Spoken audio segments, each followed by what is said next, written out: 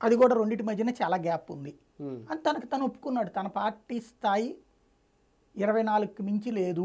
ఒక రకంగా చాలా గొప్పగా ఊహించుకున్నారు. అంటే ఫస్ట్లో మనం కూడా ఊహించుకున్నాం పవన్ కళ్యాణ్ గారు రాజకీయాల్లోకి రావడం ఒక మూడో ప్రత్యామ్నాయంగా ఉంటే బాగుంటుంది అనేది. ఇప్పటికీ అలా ఉంటే అందరూ యాక్సెప్ట్ చేస్తారు. కానీ ఒక మంచి ఆదరణ వచ్చింది.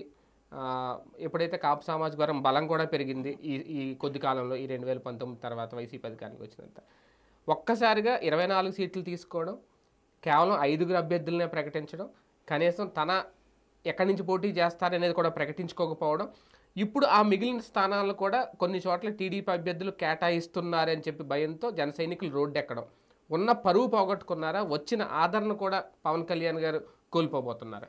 2014లో నేను పవన్ని నమ్మా, 2019 దాకా కూడా నమ్మా. తృతీయ ప్రత్యామ్నాయం కావాలని కోరుకున్నా. అవును, ఉండాలి. ఎందుకంటే ఒక ఏఐఏడిఎంకే డిఎంకే లాగా తయారైతే ఆంధ్ర రాజకీయంగా మారుద్దన్న ఉద్దేశమే అనుకున్నా. కానీ 2019లో బయటకు వచ్చి తెలుగుదేశం నుంచి ఇండివిజువల్గా సక్సెస్ అవుతున్నప్పుడు, అప్పుడు బీజేపీని కూడా వద్దనినే కదా వచ్చింది, వదిలేసారుగా.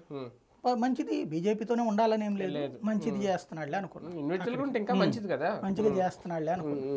ఎప్పుడైతే చివరిలో నేను జగన్ని గద్దెనెక్కనేవను రాసుకోండి అని మనకి ముఖ్యమంత్రి అవడం ఎక్కడ అవకాశం కుదురుద్ది అన్నాడు, ఈయన బహిరంగ మోసం చేస్తున్నాడు, తన ఇమేజ్ని